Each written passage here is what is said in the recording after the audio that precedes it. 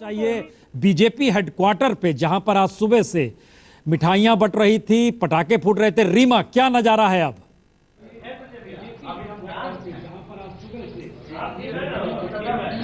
देखिए, अब बाहर का नजारा तो लगता है जेडीयू दफ्तर के बाहर शिफ्ट हो गया है, क्योंकि जो पटाखे चल रहे थे वो थोड़ा पहले जल गए। गुलाल भी बहुत ज्यादा, होली का माहौल यहाँ पर दिखाई दे रहा था। लेकिन इस वक्त हम यहाँ मौजूद हैं क्योंकि तमाम नेता जो फिलहाल बाहर दिखाई दे रहे थे, जो उत्साह में दिखाई दे रहे थे, जैसे जैसे नतीजे अब बदलने शुरू हो रहे हैं, रुझान बदलने शुरू हो रहे हैं, इस हॉल में आ गए हैं, जो कि बीजेपी का ये हॉल है जहां लगातार प्रेस कॉन्फ्रेंस होती है। तमाम नेता यहाँ पर आते हैं और यहाँ पर अब बैठकर टीवी के आगे लगातार रुझान देखने की कोशिश है।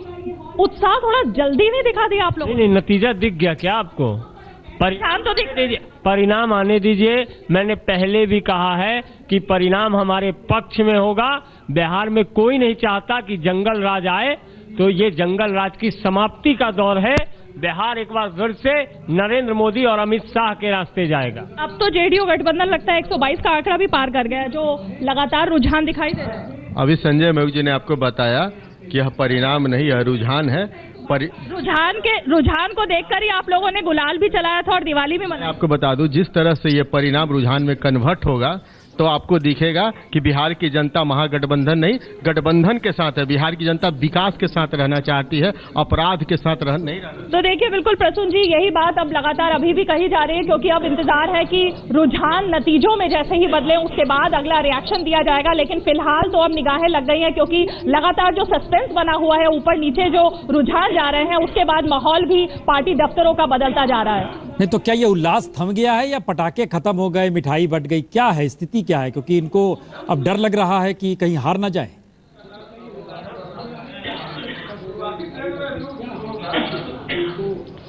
देखिए, मिठाई तो अभी तक यहाँ पर आई ही नहीं थी। मिठाई का इंतजार किया जा रहा था कि आएगी मिठाई, लेकिन जाहिर है पटाखे बहुत ज्यादा जल गए थे। होली भी मनाई जा रही थी, नारेबाजी भी बहुत हो रही थी। लेकिन अब क्योंकि नेता यहाँ नहीं पहुंचे हैं, बड़े नेता जिनकी हम लगातार बात कर रहे थे, वो अपने घरों से ही अभी भी रुझान देख रहे हैं। लेकिन ये जो तमाम यहाँ पर नेता हैं, अब ये थोड़े से हम कह सकते हैं कि इस बात पर अब अटक गए हैं आखिर कि क्या रुझान ही नतीजों में बदलेंगे, या जो शुरुआती रुझान से जिनसे सब में उत्साह का माहौल था, वैसा हो पाएगा।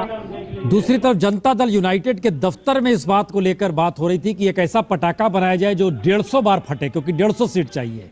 संजय शर्मा, आप वहीं मौजूद हैं, ये पटाखा कब फोड़ा जाएगा?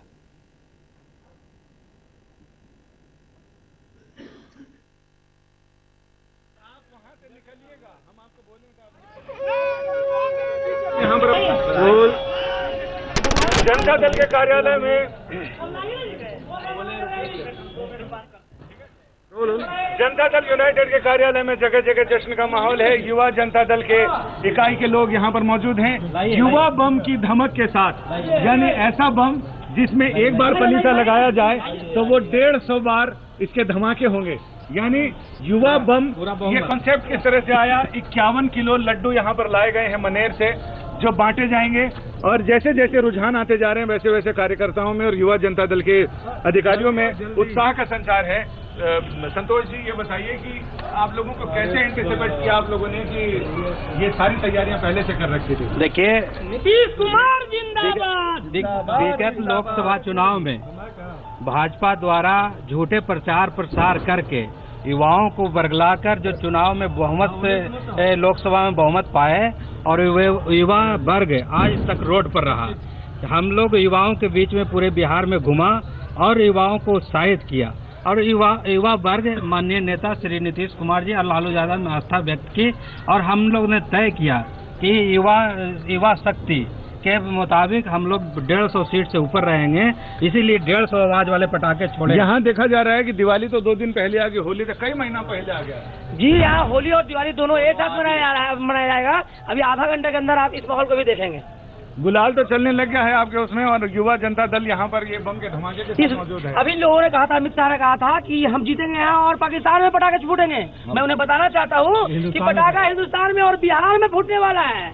ये देखिए आप, यानी पटाखा यहीं फूटेगा। जनता ने जो पलीता लगाया है वोट का, वो अब यहाँ पर दिखाई पड़ने वाला है। और थोड़ी ही देर में जैसे ही सारे नतीजे आ जाएंगे, वैसे ही इसमें एक बार चारों तरफ ये पलीते लगाए गए हैं, और इसमें जैसे ही दिया सलाई दिखाई जाएगी, वैसे ही एक एक करके 151 बम यहाँ पर इसमें से फूटने वाले हैं। यानी जो लोगों ने, जनता ने जो पलीता लगाया है, उसके यहाँ पर नतीजे सुनाई पड़ेंगे। यानी बम की गूंज पाकिस्तान में नहीं, यही हिंदुस्तान में, बिहार में और पटना में सुनाई पड़ने वाली है। कैमरामैन वकार अहमद के साथ संजय शर्मा, पटना, आज तक। ये एक स्थिति जरूर है कि 150 तक इस रुझानों के जरिए लगता नहीं है पहुंच पाएगी, लेकिन एक बात है कि बहुमत के आगे है और वो सीट लगातार ऊपर नीचे हो रही है। 125 सीट और दूसरी तरफ 99 सीट, गठबंधन और महागठबंधन का जो अंतर है। लेकिन एक सबसे बड़ी उपलब्धि किसी की इसमें नजर आ रही है तो वो एक कांग्रेस है। 15 सीटों पर वो आगे चल रही है और इस लिहाज से अगर देखें तो पासवान की पार्टी, कुशवाहा की पार्टी और जीतन राम मांझी की पार्टी, ये तीनों मिलकर 20 सीट पर है और कांग्रेस अकेले 15 सीटों पर है। क्या ये कांग्रेस का रिवाइवल है? प्रेमचंद शर्मा, ये हमारे साथ संजय निरुपम जी जुड़े हुए हैं। संजय निरुपम जी, क्या ये कांग्रेस रिवाइव करेगी यहाँ से? ये एक उसकी, और इसके बाद क्या हम ये भी देखने को मिलेगा कि यहाँ पर दिल्ली में अब अध्यक्ष बना दिया जाएगा राहुल गांधी को? देखिए, आपका दो सवाल है। सबसे पहली बात, कांग्रेस पार्टी के पास 8% वोट बुरे हाल में भी बिहार में रहा है और जिस तरीके से गठबंधन हुआ और जिसमें लालू यादव जी और नीतीश कुमार जी की पार्टी ने कांग्रेस के साथ ज्वाइन किया या कांग्रेस ने उनके साथ हाथ मिलाया, उससे निश्चित तौर पर वोटों का ट्रांसफर बहुत ईमानदारी से हुआ है और उसका फायदा कांग्रेस पार्टी को हुआ। तो जो लोग बार बार ये कहते हैं कि कांग्रेस मुक्त भारत बनाएंगे या कांग्रेस मुक्त भारत बनने जा रहा है, उनके मुंह पे एक जोरदार तमाचा है। कांग्रेस पार्टी देश की जनता के डीएनए में है। ठीक है, हमारे बुरे हाल हुए हैं, लेकिन हमेशा बुरे हाल रहेंगे ऐसा न सोचे। जैसी दूसरा सवाल आपका है श्री राहुल गांधी जी के बारे में, पूरा कांग्रेस पार्टी के सभी नेता, सभी कार्यकर्ता, करोड़ों लोग चाहते हैं कि कांग्रेस पार्टी के अध्यक्ष श्री राहुल गांधी जी बने। मैं स्वयं चाहता हूं। ऐसे में कब बने, कैसे बने, ये आगे की बात है, लेकिन दीवार पे लिखी हुई लाइन ये है कि राहुल गांधी जी कांग्रेस के भविष्य के अध्यक्ष हैं और जल्द से जल्द बनेंगे।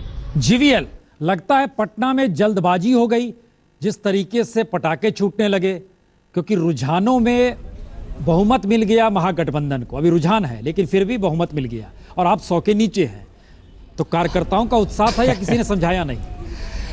नहीं प्रसून जी, कार्यकर्ता अपने संतोष को व्यक्त करना चाहते हैं। हमारी किसी नेता का ये कभी इनको रोक नहीं सकते हैं। जो अभी मैं आपके स्क्रीन पर जो रुझान देख रहा हूँ, इसमें हम 100 के नीचे हैं, बट लेकिन उम्मीद है अभी भी हम बहुमत की ओर बढ़ेंगे। यदि ऐसा नहीं भी होता है, मैं आपको कहना चाहूँगा, जो संख्या आपके स्क्रीन पर है, हम भारतीय जनता पार्टी की अपनी जो टैली है, हम दोनों आरजेडी जेडीयू से काफ़ी आगे हैं। ये अपने आप में ये संकेत देता है। तो भारतीय जनता पार्टी बिहार की राजनीति में सबसे बड़ी एक ताकत के रूप में उभरी है।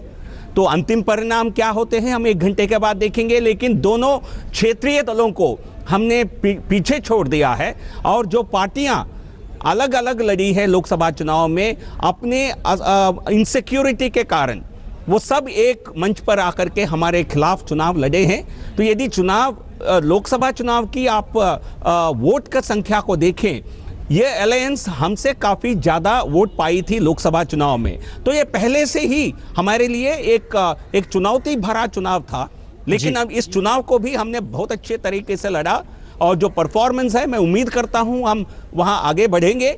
यदि ऐसा नहीं होता है, तब भी किसी भी सूरत में ये परफॉर्मेंस को कम नहीं आंका जा सकता है। सबसे बड़े दल भारतीय जनता पार्टी है। नीतीश कुमार जो गवर्नेंस के आधार पर चुनाव लड़ने की दावा करते हैं, वो केवल एक जातिगत आधार पर अलायंस करके ये चुनाव में आगे यदि बढ़ेंगे, तब भी मुझे नहीं लगता है। नहीं जीवीएल, देखिए सवाल ये नहीं है, सवाल ये है कि 2015 की शुरुआत आपकी दिल्ली से होती है। उधर तो जात है, दिल्ली में हमने गोत्र तक देखा था, किसने जिक्र किया आप भी समझ रहे हैं। हमारा ये कहना है कि अगर 2015 2014 आपके उफान का रहा, 2015 में आप लगातार फिसलन पे हैं, दिल्ली चुनाव और उसके बाद बिहार चुनाव, अगर ये रुझान परिणाम में तब्दील होते हैं, इसका खामियाजा नहीं, आपके जो नायक हैं, कमांडर हैं, हीरो हैं, जिस भी रूप में हैं, क्या आपको लगता है स्ट्रेटजी बीजेपी बदलेगी? नहीं, देखिए प्रसून जी, हम अपनी रणनीति तय कर सकते हैं। हम अपने विरोधी दलों का ये जो असुरक्षित महसूस करके वो सारे एक मंच पर आए हैं, उनकी रणनीति हम कैसे तय कर सकते हैं? तो ये एक इजाफा आप देखिए, लोकसभा चुनाव में इन तीनों पार्टियों को मिलकर 45% वोट मिला था, जबकि हमें 38 और 39 वोट मिला था।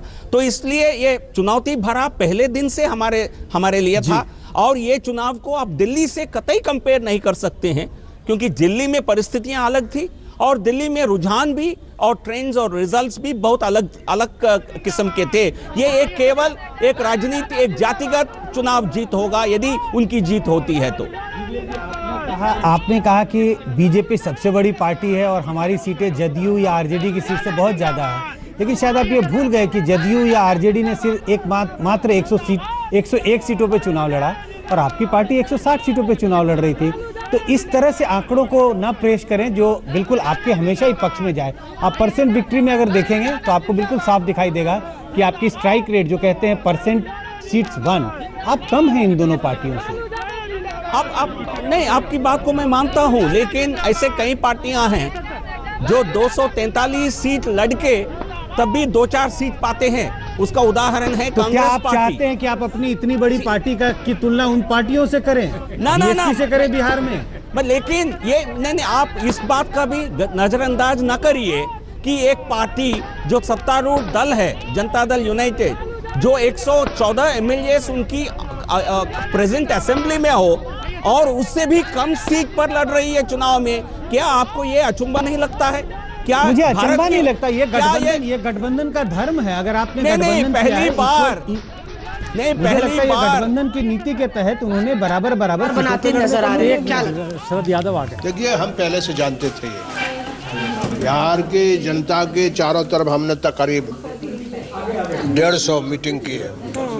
तो लोगों का जो रुझान था और जो बिहार में हम बहुत बरसों से रहते हैं जी, और जिस इलाके में हम रहते हैं, जैसे एक सीमांचल कहते हैं, तो वहाँ तो बड़े पैमाने पर जीत होगी। अभी मुझे नहीं मालूम है। तो ये बिहार की जनता जिस तरह से देश बेचैन है, चाहे वो साहित्यकार हो, वैज्ञानिक हो, चाहे वो लेखक हो, और चाहे वो कोई अगुवाई करने वाले जो भारतीय समाज में जो संवेदनशील लोग हैं, उनने जो रिएक्शन दिया था, उसका यदि कोई सबसे ज़्यादा कारगर जवाब है तो बिहार से मिला है। पर ये नीतीश की जीत है कि मोदी की हार है? ये गठबंधन की जीत है, मोदी और अमित शाह की हार है और बीजेपी की हार है। क्या आपको लगता है कि जिस तरह से जो मुद्दे उठे, बीफ का मसला, रिजर्वेशन का मसला, बात करें तो आतंकवाद का मसला, कि नीतीश सरकार जो है वो स्लीपर सेल्स रखती है बिहार में, ये सब मसले ज़्यादा हावी हो गए? क्या ये मसले आपके फेवर में काम किए? देखिए, वो सारी चीज़ें, सारे प्रयास उन्होंने किए हैं। जो वो गाय की पूंछ पकड़ करके बिहार के चुनाव की बेतरनी पार करना चाहते थे जी, वो बीफ का सवाल भी उठाए। वो अमित शाह बोले कि हम हार जाएंगे, एनडीए हारेगा तो जश्न मनेगा पाकिस्तान में। तो उन्होंने अब्यूज़ किया कि पूरा बिहार पाकिस्तान न बने जी। तो उनकी सारी कोशिश रिजर्वेशन पर, तो भागवत जी ने जो बोला तो वो सच बोल दिए। तो कहीं ना सुनिए ना, वो सच बोल दिए। तो जो सोशल डिस्पैरिटी है, इकोनॉमिक डिस्पैरिटी है, एक कॉइन के दो हिस्से हैं, एक साथ जुड़े हुए सवाल है। तो फिर से हमको भारतीय समाज में जो कास्ट सिस्टम है, उसका जो अन्याय है, उसे उठाने का बड़ा मौका मिला, उससे भी हमको मदद मिली है। शरद जी, मैं वही पूछ रही हूँ, भागवत साहब ने जो कहा जा रहा है, कहीं ना कहीं एक बीजेपी का बड़ा धड़ा था जो चाहता था कि मोदी और अमित शाह की जोड़ी बिहार में हारे। तो उनका सहयोग भी आपको रहा, लगातार बयानबाजी हुई बीजेपी नेताओं की, और उसकी शुरुआत संघ के प्रमुख ने की। ऐसा है ना कि इस पर मैं क्या व्याख्या करूं, ये तो उनसे पूछिए। बीजेपी का आदमी इसमें कॉम्पिटेंट है जो आंसर करने के लिए। मैं तो ये कहता हूं कि भागवत जी ने जो सच बोला है, उनके दिल की बात निकल गई। शुक्रिया करेंगे आप भागवत साहब का? मैं क्यों करूंगा। एक ऐसी बात जो कह रहे हैं वो, जो इस देश के भारतीय समाज के हजारों साल से शोषित वर्ग के लोग हैं, सुनिए ना, जितने शोषित लोग हैं वो 80% हिंदुओं में है। उनके बारे में उनने जो कहा है कि हम उसको फिर से रिव्यू करेंगे, ये मामूली बात है क्या? आपने कहा कि हेलीकॉप्टर वर्सेस पैदल की लड़ाई थी, काफी पैसा बीजेपी ने। खरगोश और हेलीकॉप्टरों की लड़ाई थी। एक तरफ मनी बैग था और एक तरफ हम लोग पैदल लोग थे। तो इसलिए मनी बैग था। अब बात थी कम्युनल करने की कोशिश की गई, सारी चीज की गई। ओके सर, मेरा आखिरी सवाल में, अच्छा तो आइए सुभाषनी जी से बात करते हैं कि किस तरह से जश्न मनेगा यहाँ पे। सुभाषनी जी काफी खुश नजर आ रहे हैं, आपके पिताजी, बरसों से इंतजार था इस रिजल्ट का, किस तरह से जश्न मनेगा? पहली बात तो नीतीश कुमार जी को मैं बहुत बहुत बधाई देना चाहती हूँ, और जेडीयू और आरजेडी के गठबंधन ने जिस तरह बिहार में परफॉर्म करा है वो उम्मीद से भी परे था। नहीं, पिताजी के लिए क्या बनाएंगे खास, क्या पिताजी तो पहले से ही निश्चित थे, रात को ही लड्डू मंगवा लिए थे, रात को लड्डू आ गए कि हमारी जीत निश्चित है। और खीर कुछ खास बन गया है घर पे? अभी तक तो कुछ नहीं बना, पर जल्दी बनेगा। तो जिस तरह से लड्डू बंटना शुरू हो गए हैं, लड्डुओं की भरमार है, रात को ही लड्डू मंगा दिए गए थे यहाँ पे, जाहिर तौर पे जेडीयू के खेमे में जश्न का माहौल है। कैमरा पर्सन प्रबीर के साथ मौसमी सिंह, दिल्ली आज तक। मौसमी बहुत सहम के कह रही है, वहाँ पर बहुत सारे मीडिया पर्सनैलिटी है, लेकिन ये सारी चीज़ें दिखला रही हैं कि किस तरीके से जश्न पटना में मन रहा है। अली अनवर साहब, एक सवाल, क्योंकि शरद यादव जी ने उठाया जरूर साहित्यकारों का और सम्मान का जिक्र करते हुए, क्या बिहार का जनादेश देश के उन मुद्दों को लेकर भी अब कोई रास्ता दिखाने की कोशिश करेगा जिसको लेकर देश के भीतर लगातार बहस हो रही है? कई सारे बहुत अहम मुद्दे। बिल्कुल बिहार ने पूरे देश की चिंता को समझा है, और बिहार के लोग पॉलिटिकली बहुत कॉन्शियस लोग हैं, और हमेशा बिहार देश को एक नई दिशा देते रहा है, और इस बार भी दिया है। एक तरफ से कहिए कि बिहार ने पूरे देश की तरफ से वोट किया है, और ये शुरू से हम लोग कह रहे थे, और यही वजह है कि देश के तमाम लोगों की, जितने भी इंसाफ पसंद लोग, तरक्की पसंद लोग, अमन चैन चाहने वाले लोग हैं, जो लोग प्रेम और भाईचारा चाहते हैं, उन सब लोगों की दुआएं हमारे साथ थी, बल्कि देश की सीमाओं से बाहर भी दुनिया के लोग भी, दुनिया भर के लोग हमारे लिए दुआएं कर रहे थे, और उसका ये मिला जुला परिणाम सामने आया है। और बिहार की जनता ने हम लोग तो शुरू से कॉन्फिडेंट थे कि बिहार की जनता जो सांप्रदायिकता है, विभाजनकारी राजनीति है, तिकड़म है और अफवाह है, और इस सब चीजों को बिहार की जनता पराजित करेगी। अली अनवर साहब, सिर्फ 10 सेकंड का ब्रेक ले रहे हैं, तुरंत लौट रहे हैं, 10 सेकंड में आ रहे हैं, उसका सवाल पूछेंगे, 10 सेकंड में तुरंत लौटते हैं।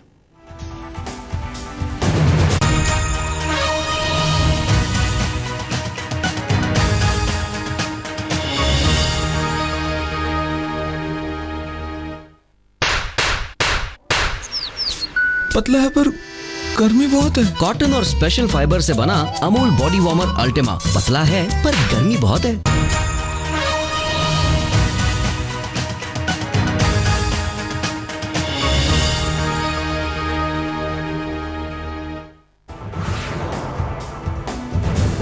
लगातार महागठबंधन आगे 132 सीट पर इस वक्त, और 94 सीट पर एनडीए यानी 94 सीटों के साथ वो दूसरे नंबर पर है। लेकिन इस बात का जिक्र जो लगातार हो रहा है, बीजेपी 74 सीट पर आगे है, जनता दल यूनाइटेड 61 सीट पर, आरजेडी 57 सीट पर। बीजेपी के साथ खड़े जो भी गठबंधन के दल थे वो सब 20 सीट पर अटक गए हैं। हालांकि उन्हें 80 सीट बांटे गए थे, लेकिन वो 20 सीट पर अटके, इंतजार करना होगा वो स्थिति और कहां तक जाती है। लेकिन दूसरी तरफ कांग्रेस 14 सीट पर आगे है और आरजेडी 57 सीट पर आगे है। अब एक सवाल, जो महत्वपूर्ण सवाल, कहीं ना कहीं किसी ना किसी रूप में सोनिया गांधी जिस रूप में हर दल को एकजुट संजय निरुपम जी कर रही है और उन मुद्दों के आश्रय कर रही है जो कहीं ना कहीं सीधे केंद्र सरकार को घेरते हैं। बिहार के चुनाव में भी सोनिया गांधी और राहुल गांधी ने दोनों ने केंद्र के मुद्दे उठाए। क्या बिहार के इस जनादेश जो अब आ जाएगा परिणाम में जैसे ही बदलेगा, उसके बाद आपको लगता है एक नए तरीके की लड़ाई शुरू पूरे देश में राजनीतिक संघर्ष के तौर पर नजर आएगी? बिल्कुल प्रश्न, मैं आपके सवाल का जवाब देता हूं, लेकिन उससे पहले जो जीवीएल साहब अपनी बात कह रहे थे कि हमारा जो गठबंधन था उसमें पार्टियां असुरक्षा भाव में जी रही थी जिसकी वजह से एकजुट हुई। फिर इनके गठबंधन का क्या मतलब हुआ? फिर इन्होंने पासवान के साथ क्यों गठबंधन किया था, कुशवाहा के साथ और मांझी के साथ क्यों गठबंधन किया? इन्होंने क्यों ओवैसी को खड़ा किया? इन्होंने क्यों पप्पू यादव को खड़ा किया था?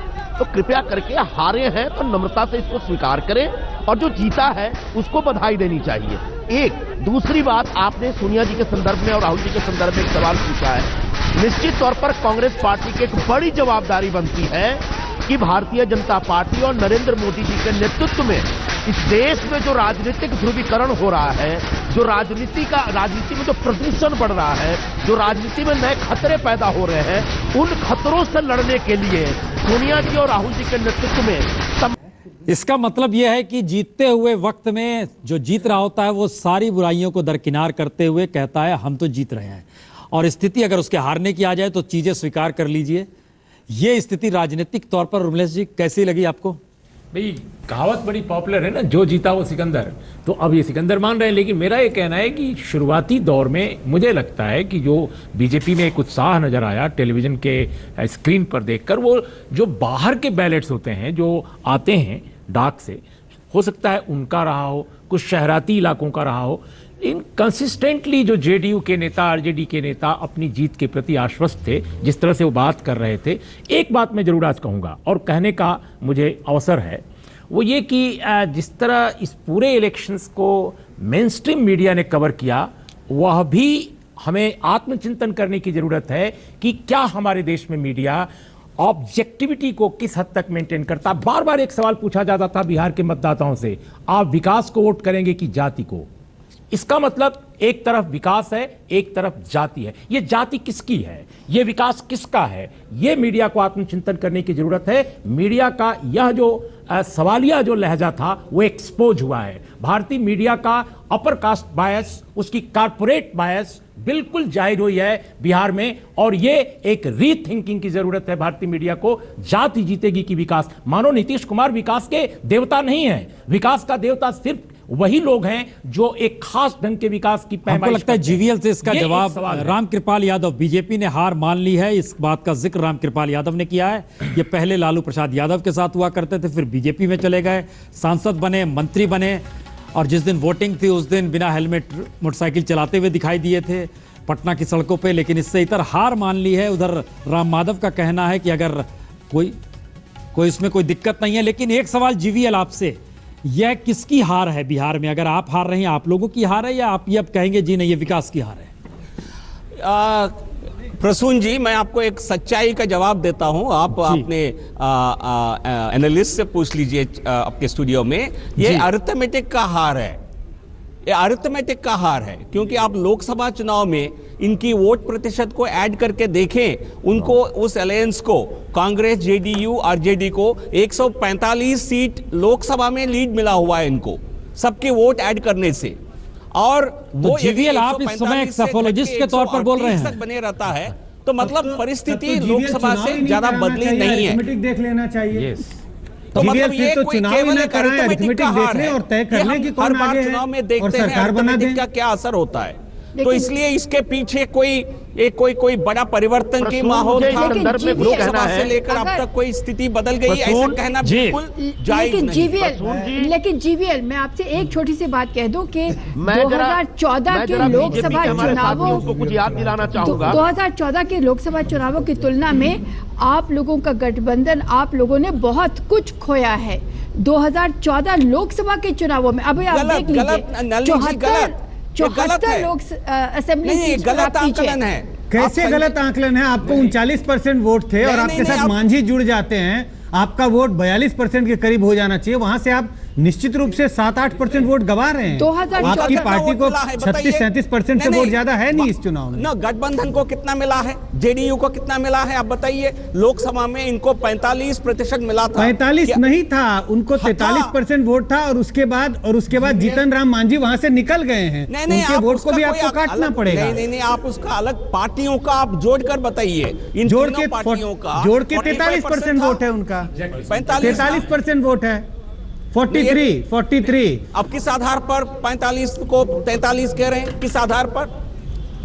किसको 47 दे रहे, मैं समझ नहीं पाया। अरे जीवीएल मेरे पास आंकड़ा है, देखिए जेडीयू को 16% था, आरजेडी को 20.5%। सर जरा सफल की बात हो रही है, 6% था, 43% वोट था, उसमें जीतन राम मांझी निकल जाते हैं बाद में। कौन सी आंकड़ों की बाजीगरी में फंस गए आप लोग?